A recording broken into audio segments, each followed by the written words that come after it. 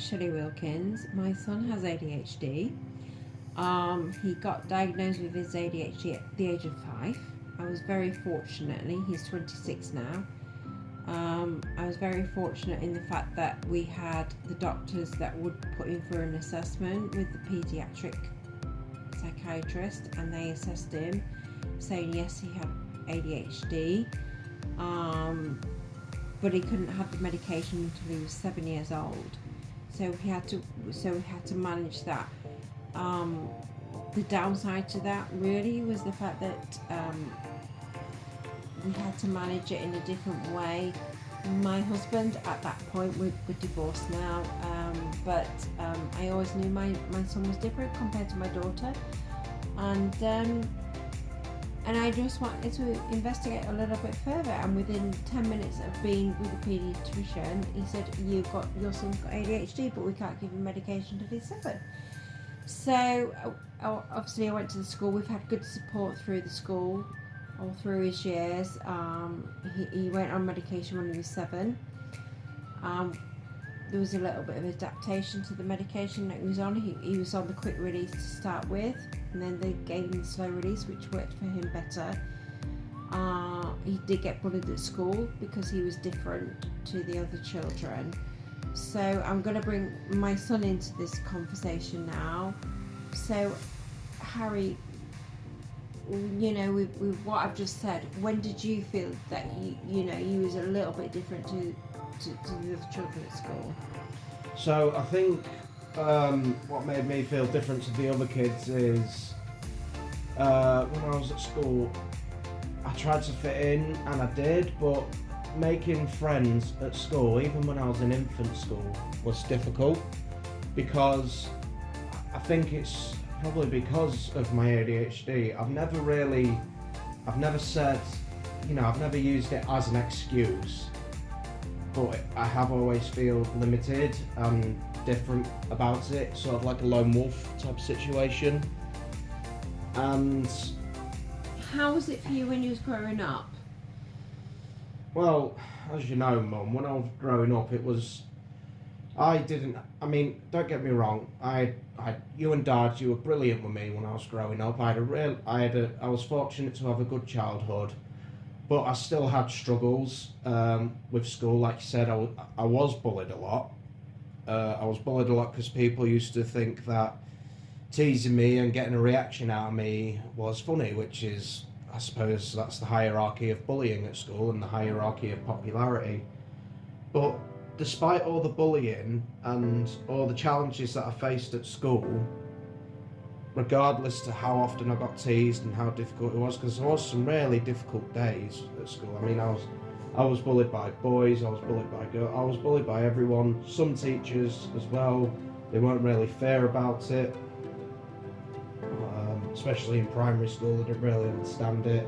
That was back in 2000 and, when was this? 2004 till 2009. There was a handful of teachers that understood. So there was Miss Penny, she was lovely. I think she was my maths teacher at primary school. No, I think she was my history. No, yeah, maybe so. Maths teacher. Do you remember Miss Penny? No, I don't remember Miss Penny. Do you remember Miss Harrison? Yes. Yeah, she was. What was that? And Mrs. Rhodes. Mrs. Rhodes, she was good. There was Mr. Tonda as well. Yeah. Mr. Tonda, who is or was the commentator for Grimsby Town Football Club. Yeah. Just like put that out there. And also I can remember when you went to the junior side of the school life, that I actually had a school teacher when I was at school called Mr. Duran, and he was the headmaster at Walthamleys, wasn't he? Oh, I remember that. Yeah. Yeah, and didn't poor fellow? Didn't he get cancer in the end? Bless him. Yeah. Unfortunately, Mr. Duran is no longer with us because he died of skin cancer, unfortunately. But he was a good headmaster, yeah. And I think the person that jumped in after him was also a good one as well. Because you had Mrs. Griffiths. Oh, Mrs. Griffiths. Yeah, Mrs. Griffiths was my teacher at school also. And she replaced the headmaster afterwards. Yeah. Yeah, no, She was good as well. It's a really small world. Yeah. So obviously there's been a connection there. So obviously I knew from the age of 3 that there was a difference there. Compared. Just to clarify, when I was 3. No, yes, when you was 3. Because obviously Jessica was my firstborn, and when I looked at the two of you, you was totally impulsive in your behaviour. There was no triggers, nothing. It was just the fact that I just did it. Yeah. And when I spoke to your dad about it, he thought it was, oh no, it's okay, it's fine. But I pushed and we had a really good doctor, didn't we? Dr. Elder.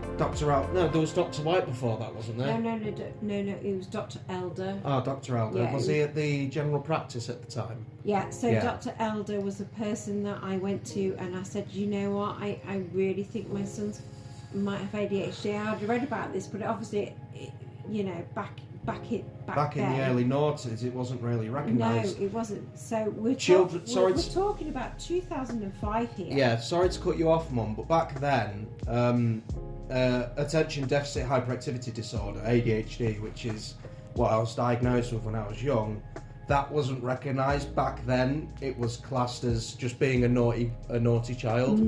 But yeah. But obviously you fought that, didn't you? You fought with doctors, you fought with teachers. Yeah.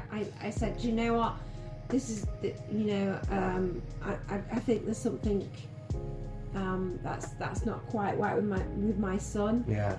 He's had the same upbringing as my daughter, and yet there's the impulsive behaviour. Yeah, it was. And it set alarm bells going for me. So I pursued it, and luckily for me and for Harry, we had a really good doctor, Dr. Elder. He's retired now, but he pursued and he put us a referral to the paediatrician, and the paediatrician within 10 minutes of that first appointment turned around and said, yes, your son has got ADHD. How long was it?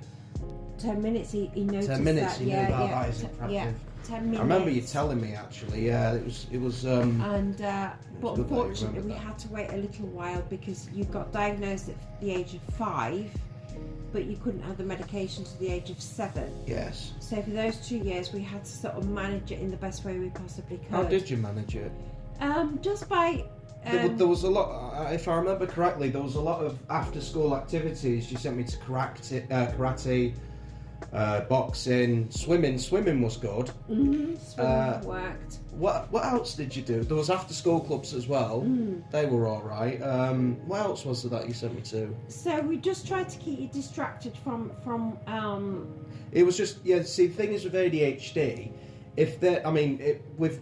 there are different traits of ADHD. I mean, I've lived with it for 21 years. I'm 26 now, and even I've noticed. I mean, I'm working now, and with what my mother's saying is, if there is a distraction, something to keep you occupied, then the impulsive actions and the impulsive behaviours, they're still there, but they're nullified in a way. They're nullified is a good word, isn't it? Yeah. So what we found over managing the ADHD with Harry over the years was the fact that he needed structure and routine and barriers. Those were the 3 main points that he was needing. I'd also done a little bit of my own research in all of this, but it's like anything, people think, oh God, ADHD, it doesn't exist, it's just a naughty child. Yeah, it's just an excuse. I did used to get that a lot, like, you can't use it as an excuse. And my ex-husband at the time was my husband, and, it was the fact that I said, he's not like Jessica, who was the firstborn. Of course not, there's a gender difference. Yeah, I said, he's impulsive, there's definitely something going on there, and we was fortunate in that time. He got that diagnosis pretty early in his early life, and I think this is the crucial problem now is people don't get diagnosed till later on in life. Yeah. Which sometimes Yeah. I feel has an impact on the way their life extends. So because he was sort of diagnosed at 5, on medication at 7, that gave him a bit of I don't know, a support network in aspect. The school knew about it. He had medication where the school let him to have, you know, his medication in school. I actually remember that back in infant school. There was me and another girl who had really bad asthma. I can't remember her name, but she was a really nice girl. And what we had to do, when we was in infant school, we had to go to where the reception was at the time. There was a little back room, and because I used to have to take tablets during the day, didn't I? You had 3 to begin with, yes, yeah, and then they did it to a slow releasing one. That's you had right, one in yeah. the morning, one in the evening. Yeah, and I remember me and this girl. I wish I could remember her name because she was a really nice girl, and we did used to talk while I was waiting for the nurse to bring us tablets because, like I said, she had asthma, and obviously I was growing up with ADHD, and basically we'd both just sit in that room. We'd talk, you know, kids do, talking about what they did on the weekend, whatever. And I'd take my tablet, and she had an inhaler, right? But I think because her asthma was that bad, she had like this cone. So she had the inhaler, and then she had this cone. Sorry? Was it a Niblia? Maybe, I can't remember what it was called, but there was this cone, like this clear plastic cone, and she had to push the inhaler in either 2 or 3 times and then take a big breath in. And I remember I think it was only I was only in infants for 2 years, wasn't I? Or 3. 3 years, I think. Yeah, for 3 years, I think we did that every day. And I actually can't believe that, I'm actually shocked that I can't remember her name. I could have probably, well, I think I did at the time, make friends with her. But yeah, no, we both had to go in that room. Like, it was in the middle of the lesson. I think it was the first lesson after lunch break. We had to go in that room, and then I had to take my tablet, and she had to take her inhaler. Yeah. So, I don't know why. That just came to mind then. I just remembered it. And this is the thing with ADHD now is, yes, it is more people are going for that diagnosis. However, I do say to people now, I was fortunate, and Harry was fortunate in the fact that we got diagnosed. Yeah, because there was a lot of kids who weren't as fortunate as me, and they had to go through life being told there was naughty kids, and unfortunately a few of them did sort of like go to drugs and, you know, hung around with the wrong crowd. So, I mean, yeah, it was tough. It was tough growing up, but again, like my mother said, both my parents and me and my sister, well, my family was fortunate that we had all that support, because not a lot of kids got the support in the early noughties. Yeah, absolutely, and I think this is the true thing about ADHD or autism. When people don't get diagnosed with something, people don't understand it. If it's late diagnosis, yeah. Yeah, absolutely, and the thing is, early diagnosis that intervention is so crucial, because my son, you've heard him talk on this podcast, is the fact that because I did recognise there was differences with his neurodivergent brain, that he was not neurodivergent. He was not neurotypical brain, and you know, I actually hooked up to the brainwave machine at one point? I can't. Or was it all just visual? No, it's just all observation. Yeah, it's all observation. Yeah, on the paediatrician. But unfortunately, people go for the ADHD assessment now, and they have to fill in a form. They don't go through an assessment until the form's gone through. But I was lucky, because my son went through to a paediatrician, and within 10 minutes of that assessment, he said, yes, your son has got ADHD. Just the way he was performing with things that sorry to cut you off, Mum, but didn't he just was you and Dad there at the time? Yeah. Didn't he just sit me in the corner and give me a box of toys? Yes. And he basically just told you two to just sit there quiet, leave him to it, and it's I'm actually, I mean, I know in the 90s it was starting to be understood because there was more awareness, but it wasn't born until 1999. Yeah, I know, but this is obviously when people actually started to notice. Yeah, exactly, prior. And it's actually quite surprising that even in the early noughties, that it was recognised by, I'm going to say it was recognised by a handful of professionals. I've got nothing against doctors or mental health or wellbeing coaches, nothing against them, but at the time, in my opinion, I feel like it was only a handful of mental health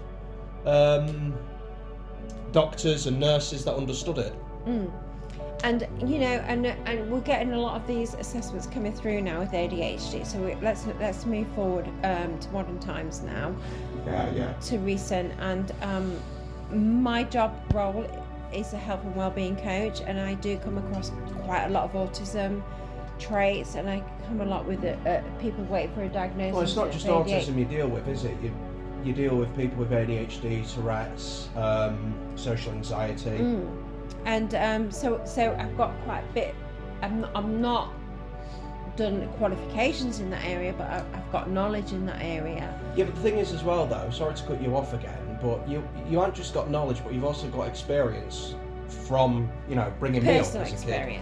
Personal experience.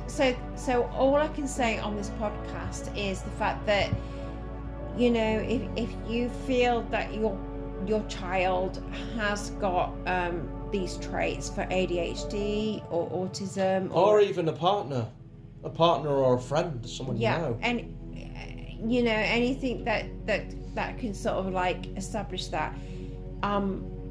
There's so much stigma around it still. So I think it's important the earlier a person gets diagnosis, I think the more likely they are to actually live a normal life in the best way they can. My son, he's never been out of work. Yeah, I've actually been working since I was 16. Shall we explain that, or shall we save it for another episode? Well, you're 26 now, aren't you? And you've been in work. I have. Yeah. So, and what do you think to the work? Do you feel that it's a distraction? Do you think that you'd rather be in work rather than be on benefits?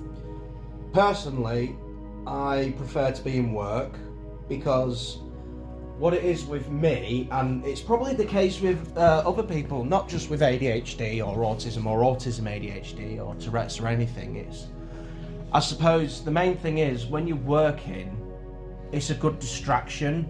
And it's not just the fact that it's a distraction, it's the fact that you have a purpose, you have a meaning, and you're earning a living, and you basically, in a sense, you're being independent about it, I suppose, with any job role you do.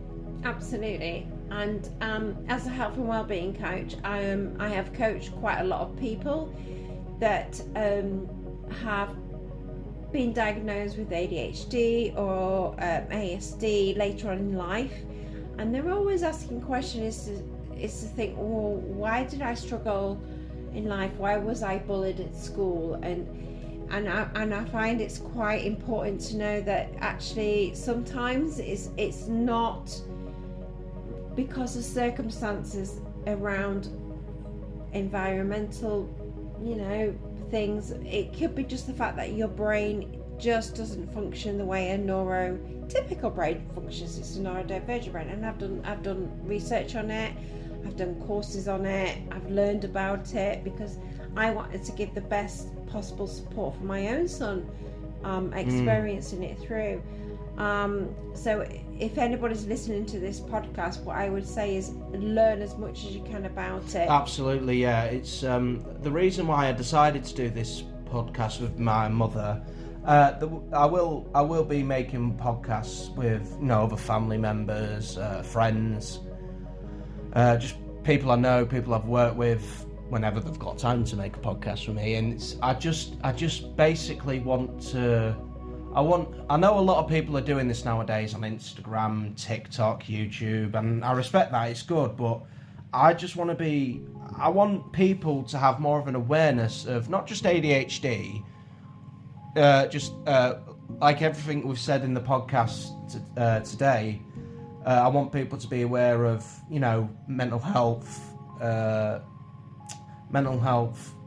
Why my mind's gone blank.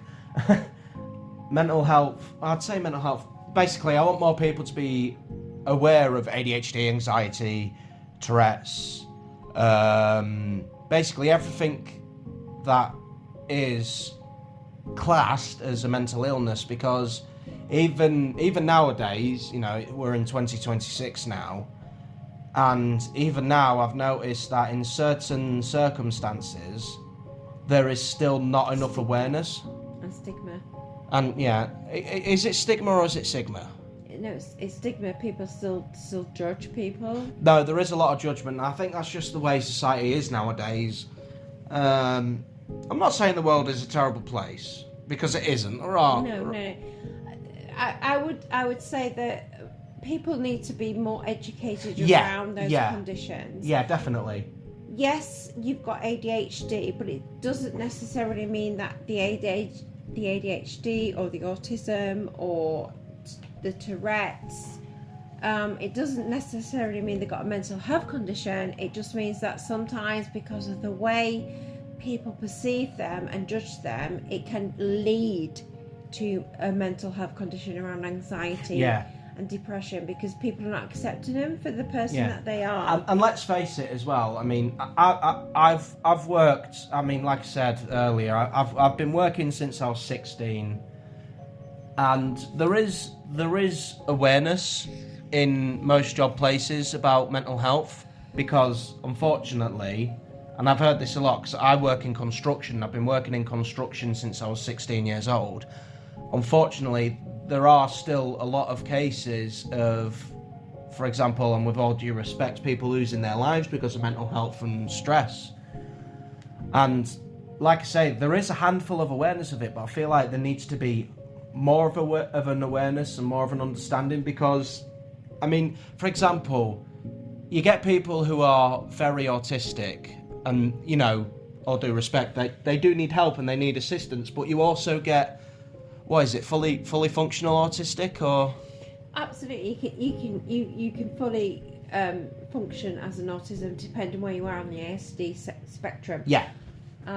But so many people, I think females tend to be masking more than males, because years gone by, it was more, only a certain percentage of females get that, but now as it happens, it's quite equal. It is nowadays, because I mean, I've had a lot of briefings and a lot of meetings on different jobs that I've worked on, and in the industry, there are, as well as there are women who struggle with it and mask it, there's also men as well, because let's face it, and I'll probably get slated for saying such things, but people still stigmatise. Yeah, the people still stereotype that a man needs to be, he needs to be strong and independent, and a man doesn't have mental health. But the thing is, they do.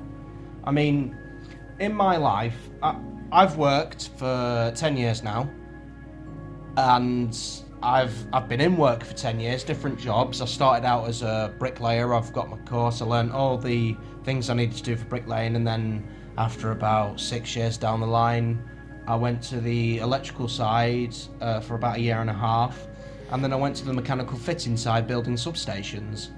And ever since I've been on the substations, I've learnt a lot. I've learnt a lot about how mental health in the workplace is such a big thing, and we have a lot of briefings on it, but I still think, and I'm not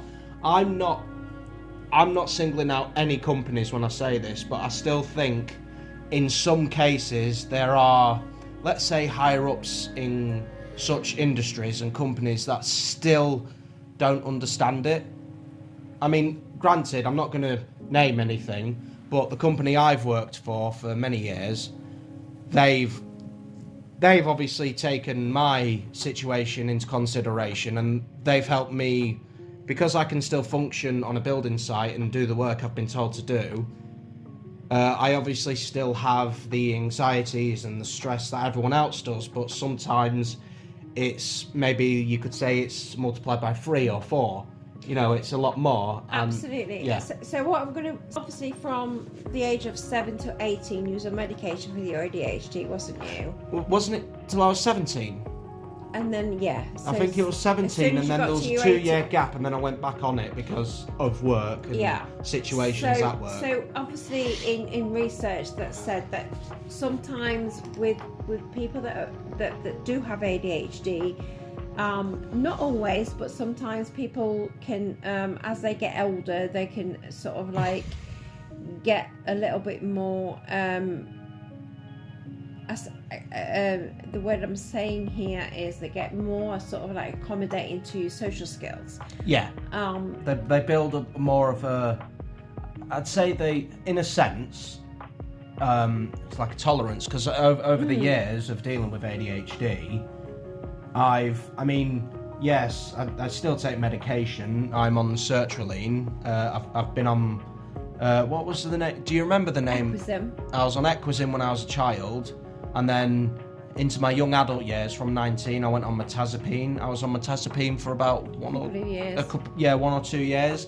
Didn't work, didn't it? Well, I wouldn't say it didn't work. I wouldn't say it didn't work, because metazapine does work for other people, but metazapine didn't work for me. Because of your ADHD. Well, not just because of my ADHD, it's just because of the chemicals in my brain. Yeah, because you've never really suffered from depression, have you? You've always suffered more from anxiety. Well, no, I have. I mean, you've seen me when I've been depressed, and I've been quite low. I have suffered with depression, but going back onto the subject of metazapine, it does help, because I know that it's good for example, it's good for sleep. It is good for sleep, and it's good for new mothers as well, who are, what's it called? Depression? Sorry? Postnatal depression. Yeah, it's good for new mothers with postnatal depression, because it gives them, it helps them have a clear head. But anyway, going back to my situation, I was on metazapine for about 1 or 2 years. Can't remember exactly. It didn't really help.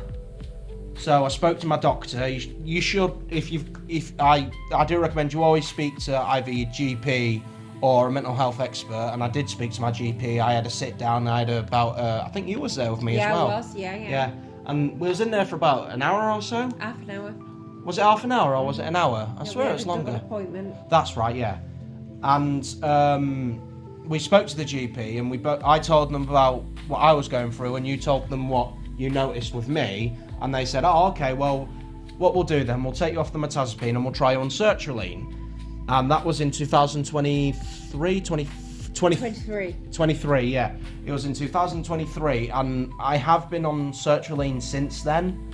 And I think the sertraline, the ADHD... You didn't want to go on the ADHD medication? No, I didn't want to go on the ADHD medication because, Tell the podcast why you didn't want to do the ADHD medication. Yeah, that's a good idea. It's a good point, actually. The reason why I didn't want to do the ADHD medication is because when I was growing up, I had to grow up with ADHD, and over the years, I sort of... Managed it better. I managed it better, yeah. I got used to it. I learned to tolerate it. But what the newest factor was, it was the anxiety and the depression that was affecting me. And the sertraline helped with that, because when I get anxious, I'd lose focus, and I'd start, making small mistakes. And obviously small mistakes are brushed aside, but in my mind, it was a big mistake. Oh no, I'm going to lose my job, I'm going to get sacked for it. But all in all, it wasn't. So over the years of taking sertraline, I'm on 50 milligrams of sertraline, and I actually started on 100. And I dropped it down because I still wanted to manage it yourself. Exactly. Yeah, I wanted to manage it myself, but I didn't want to become fully reliant. I'm not against, because I can understand people do need to be fully reliant on certain medications, but I didn't want to be fully reliant on it. I still wanted to have control of my own mind. So I spoke to my GP again. It was, when did I speak to the GP? I think it was about 6 months ago. It was a few months before Christmas. I spoke to the GP and they was like, right, okay, yeah, we'll reduce it. We'll reduce it and see how it is. And since it's been reduced and it's gone into my system, I have noticed it, but I have because I do notice that if I haven't taken it, I can't focus as much, and I want to go in my safe space. My safe space is, either going for a long walk somewhere. I do a lot of hiking. I do that regardless, but my safe space is just being on my own, doing my own thing. But with the sertraline, I can do more because I don't always want to be on my own. I want to go out and I want to do something. I want to work. I mean, I do work. It's never affected my work, but I like to do something because the point I'm making is if you have something you enjoy doing, it helps you manage it. Yeah, absolutely. So, hello, Ellie. So if you had a choice of medication or managing it through your own means, holistically way, what approach would you have on that? Elaborate further. So, for example, you reduced your sertraline medication. You came off it for a little while to see if you could focus without any medication at all, and you found that was just too much for you to do. Yeah, I think that is another point. I did. Hello, darling.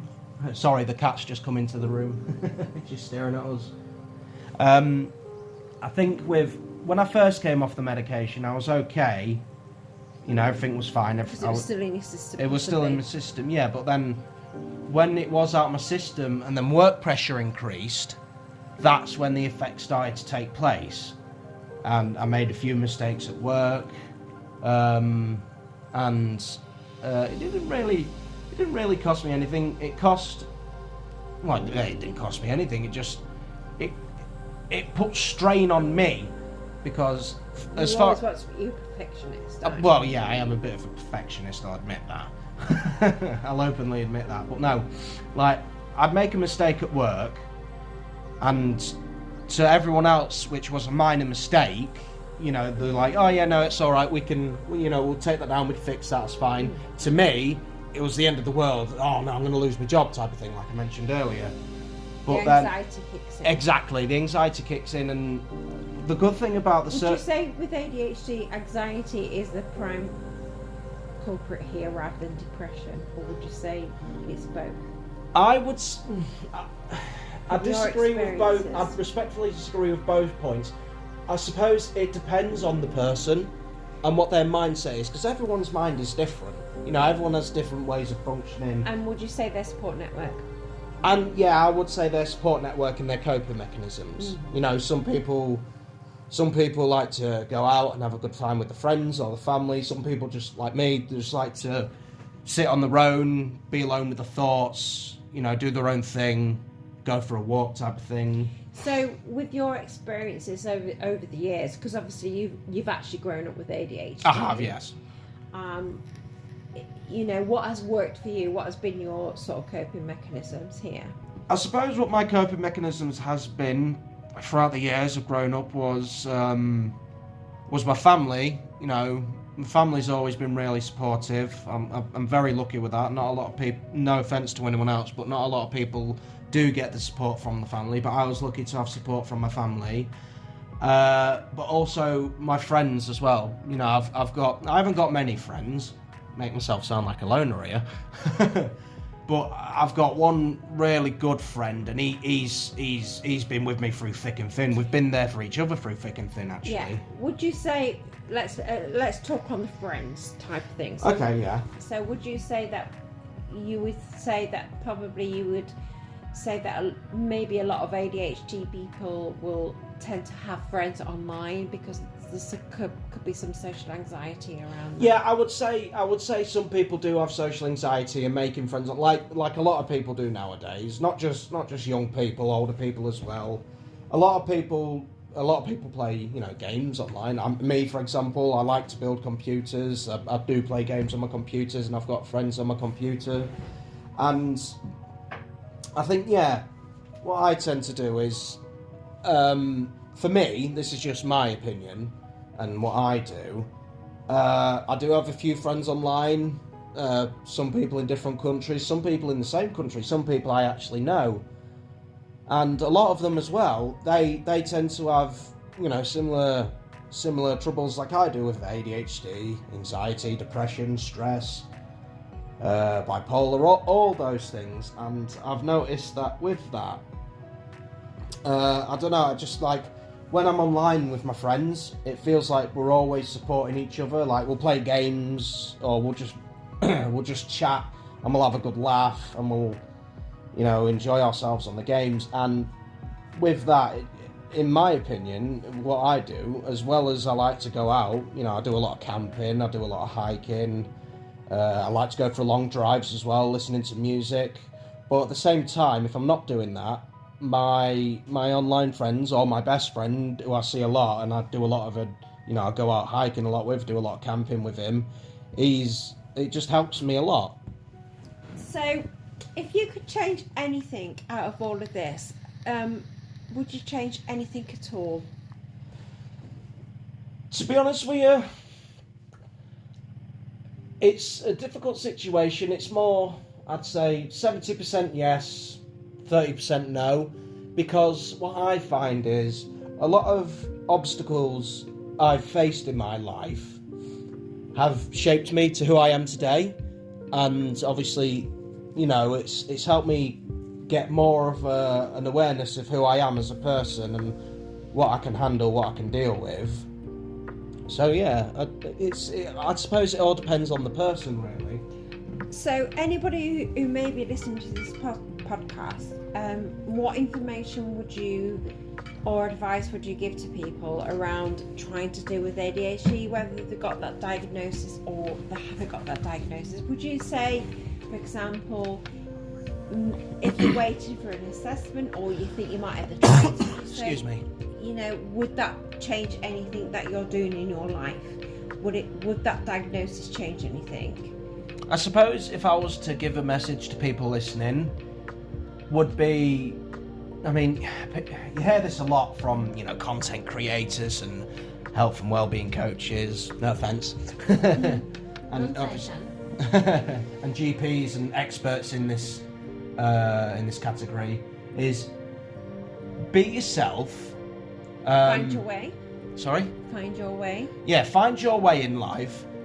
Do things you enjoy doing, and a lot of people, I used to be like this, but do things that you're curious about, but they're out of your comfort zone. Me, for example, like I've mentioned a few times, is I never used to do a lot of hiking. Now I do, and just being out there hiking and camping, wild camping, it just being Clears out. your mind.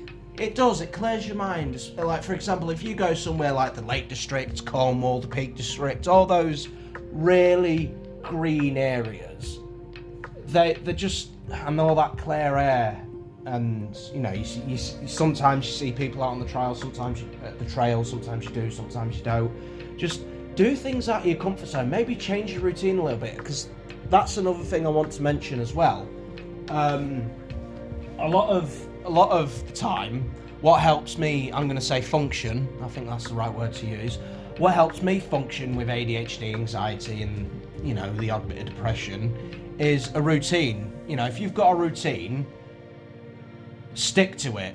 And if something does block that routine, then yes, it's going to, like for me, for example, if I get taken out of routine, my head does go a bit fuzzy, my mind goes a bit of a wash. I'm like, oh no, what do I do next? Oh, what's going to happen? Oh, I don't know what to do. But sticking to a routine, it does help. How does motivation affect your ADHD? With motivation, that's a tough one, because I'll admit this, because I'm one of these people. I do struggle to get motivated to do certain things. Like, for example, if I'm not at work and I've got some days off, I'll probably just stay in the house all day, go on my computer, that sort of thing, make videos, talk to my friends. But I would say motivation's difficult with me, because sometimes, well, not just me, but I feel like there's other people that struggle with motivation as well. I'd say with motivation, it's sometimes it is difficult to find that motivation. To want to do things. Exactly, yeah. And unfortunately, not a lot of people would like doing this because it might take them out of their routine, but you just need to sort of... Take yourself out of your comfort Yeah, exactly. You need to take yourself out of your comfort zone and do something different, whether it's go for a walk, go for a bike ride, or even just going to the shop, you know, or going for a drive, or hanging out with your friends, seeing your family, maybe see your grandparents, or your aunties, or your uncles, your siblings. I've noticed that just doing things out of your comfort zone... Do you find that a fear? Or do you find that you can confront it, okay, now you've got the support around you? I wouldn't say... that's a really good question. Because lots of people fear about change, don't they? Yeah, a lot of people do fear change, and it's understandable that...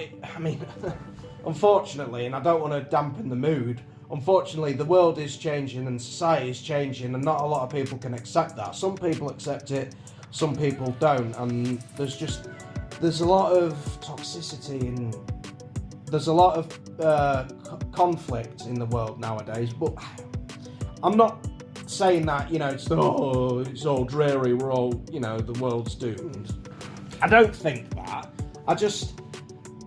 What I'd say is people sort of like, despite what's going on, you know... Concentrate on themselves. Concentrate on yourself, look out for number one. Yeah. You know, in my industry, I've heard so many old boys say, always think about number one. Absolutely. And as selfish as that sounds, at the same time, it makes sense because